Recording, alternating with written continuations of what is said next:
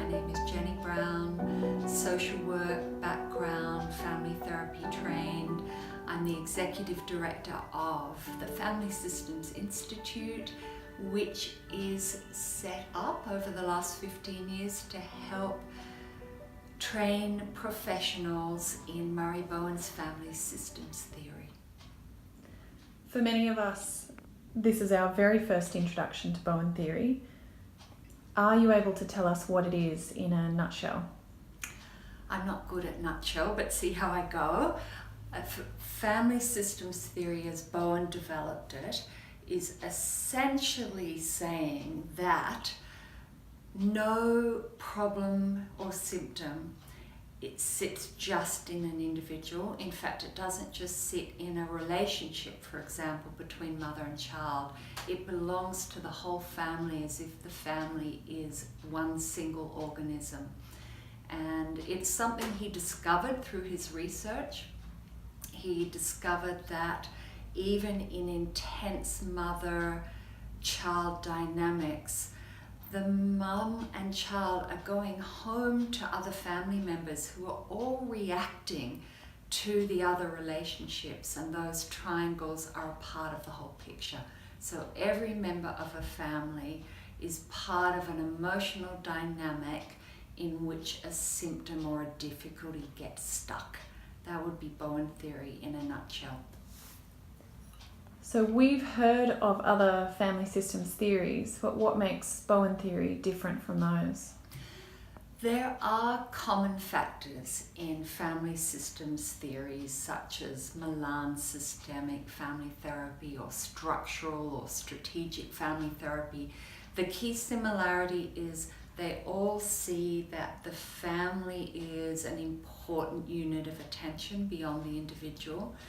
They all see that individual symptoms are connected in some way to the family dynamic as well as other environmental factors.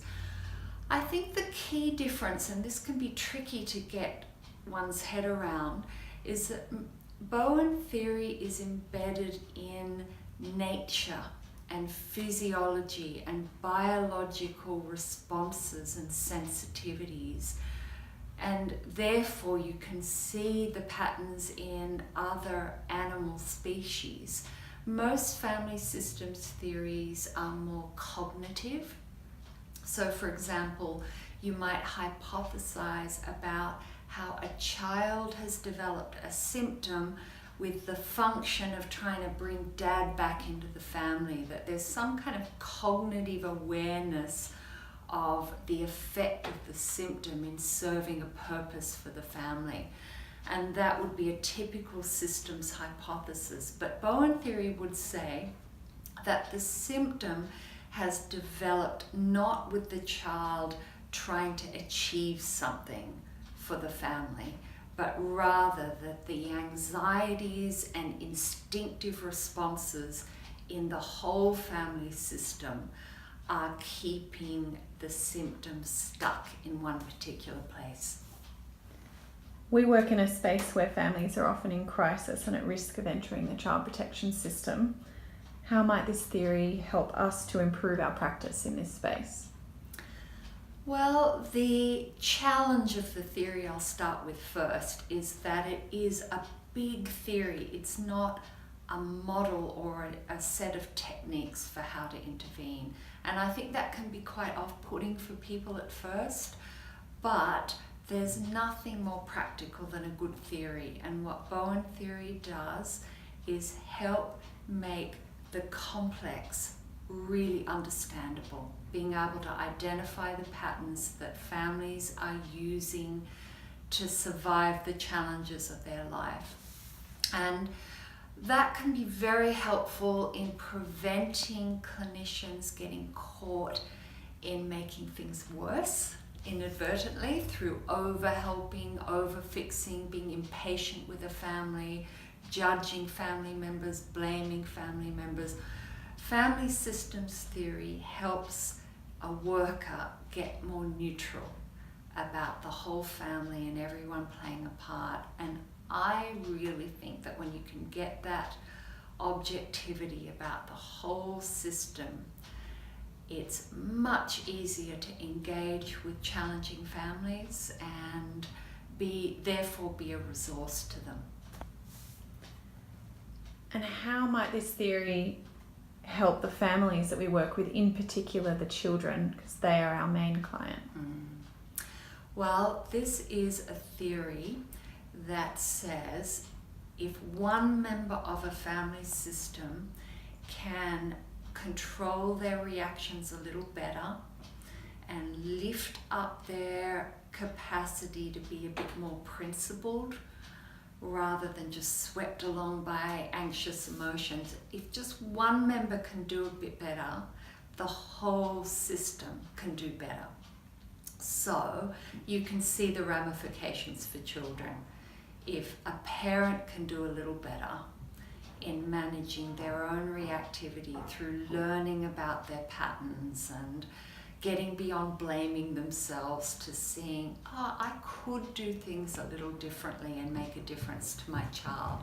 That's a real gift for children.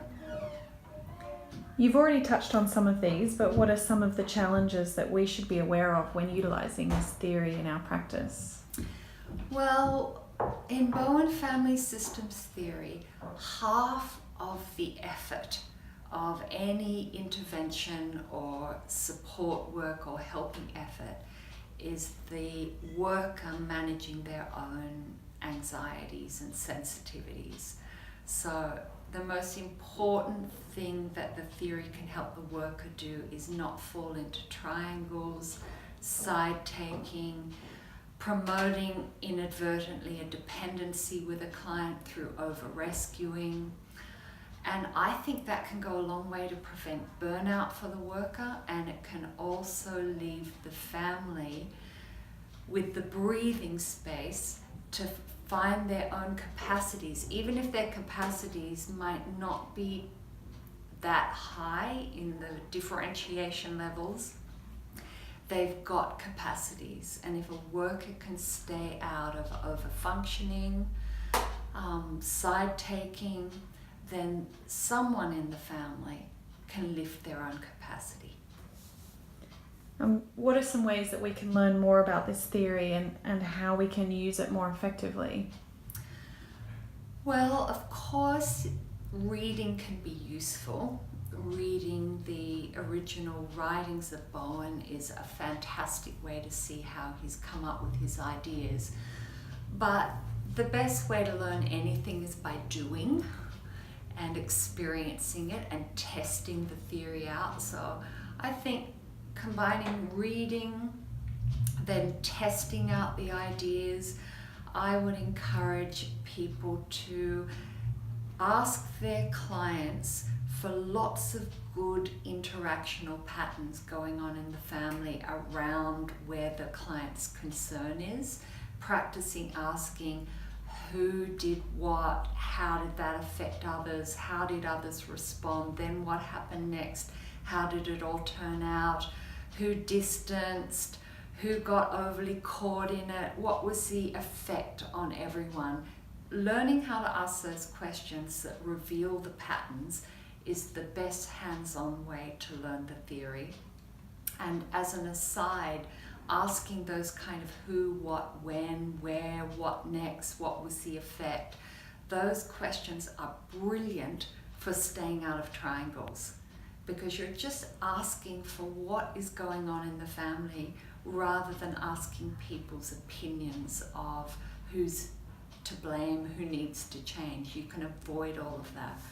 So I think there needs to be a testing of the theory, taking a research attitude into work. Can I see these concepts at work in the families that I'm interacting with? Does it make sense? And from that, there's a really good foundation for learning the theory, getting a bit of supervision, mixing it up with a few training courses that are relevant to the work that people are doing. And I mustn't forget that working to learn about the theory in our own lives is probably the most useful way to learn it, to see the patterns in the families we're part of now and the families we grew up in. Thanks for your time. A pleasure.